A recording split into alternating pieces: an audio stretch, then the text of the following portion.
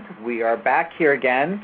This is Third Eye Live, and we continue the second half of our show with Bob, who's going to continue talking. And you've got some even more interesting topics to talk about with respect to past life regression and hypnotherapy.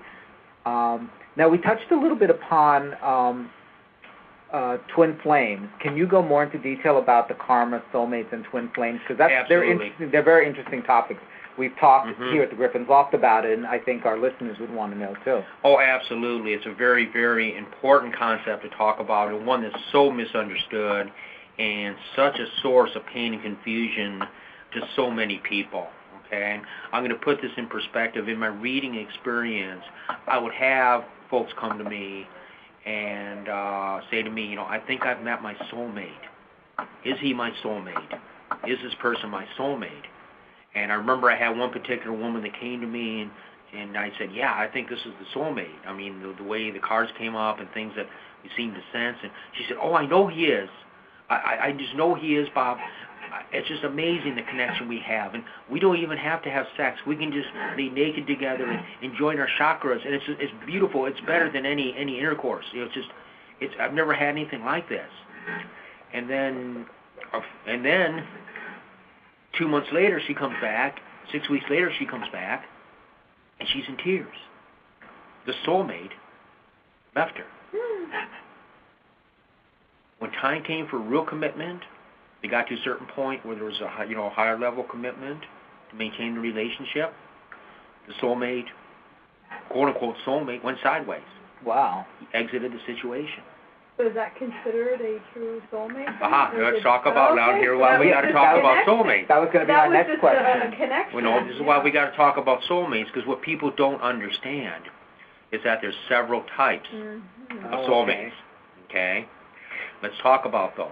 There's basically 3 types of soulmates. There's karmic, there's dharmic, and there's twin flames. Okay. Karmic, let's talk about karma. I haven't even talked about karma yet, okay?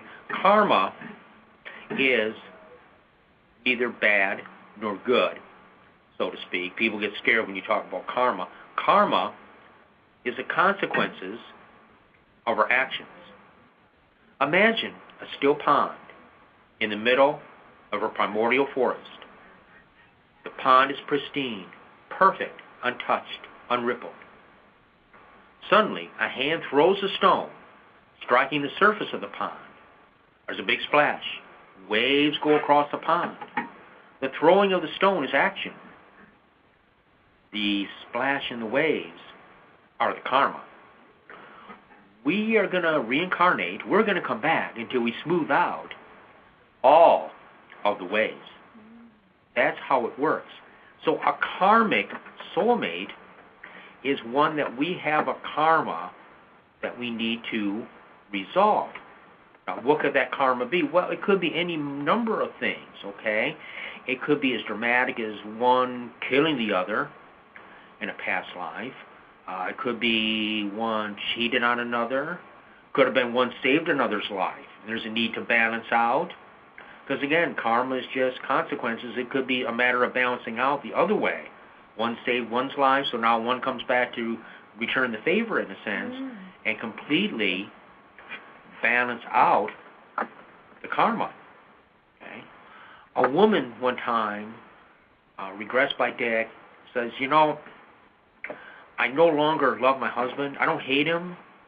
It's not that I don't like him. He's dead to me. There's just nothing there. He's dead. He's like a dead man. I feel nothing. There's nothing there.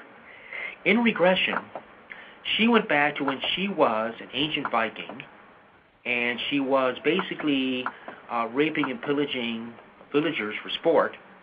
She raped this one woman, tossed her over a cliff, and then moments later, she, as the Viking, was tossed over the cliff by one of the villagers.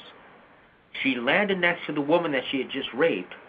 She looked over into her eyes and saw her blue eyes turn into the brown eyes of her husband in this life. Oh, my. Wow. As the woman was dying, and thus the husband was dead to her. Oh, my.